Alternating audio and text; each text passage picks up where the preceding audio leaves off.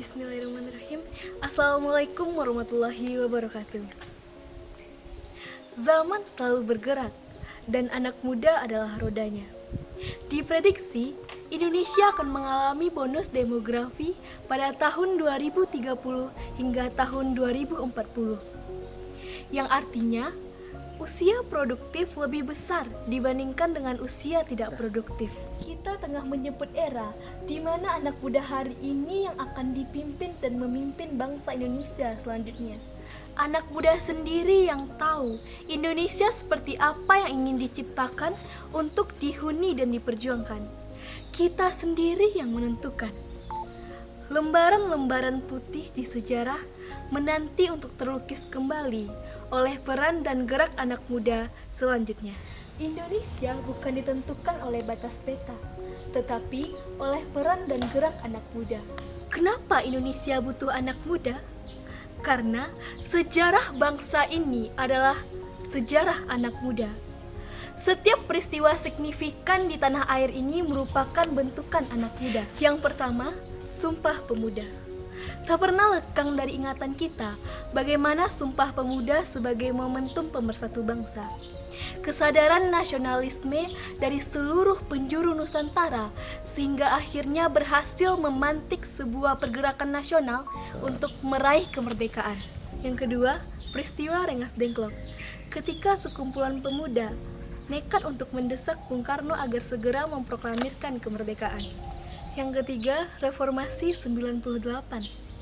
Ketika anak muda secara serentak bergerak dan akhirnya berhasil menumbangkan sebuah era kepemimpinan dan melahirkan harapan-harapan baru bagi bangsa. Tanpa anak muda, tidak akan pernah ada sebuah negeri yang bernama Indonesia.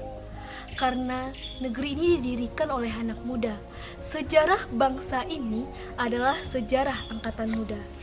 Dan belum lama ini, ketika reformasi dikorupsi, anak muda juga yang turun ke jalan untuk menyuarakan rancangan undang-undang yang tidak aspiratif. Dan itu pun masih berlanjut hingga saat ini. Kita sebagai generasi milenial harus sadar bahwa zaman selalu bergerak dinamis. Segalanya menjadi mungkin di era digital. Anyamlah dunia baru dengan tangan yang terus meminta. Jungkir balikkan segala cibiran dengan berani.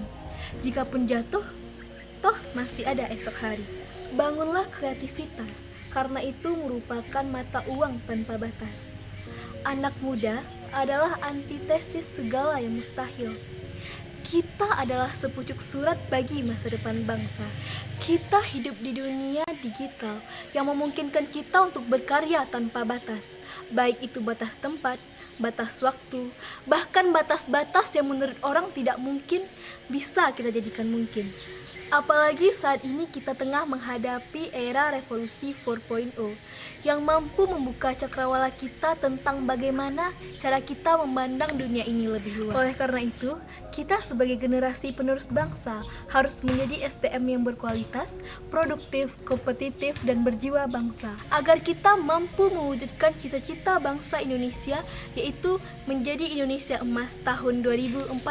Saya, Sri Ardia Fiorella, siap berkontribusi dalam mewujudkan Indonesia Emas tahun 2045. Selamat Hari Keluarga Nasional yang ke-27 tahun 2020. Kami tunggu kedatangannya di Sumatera Barat.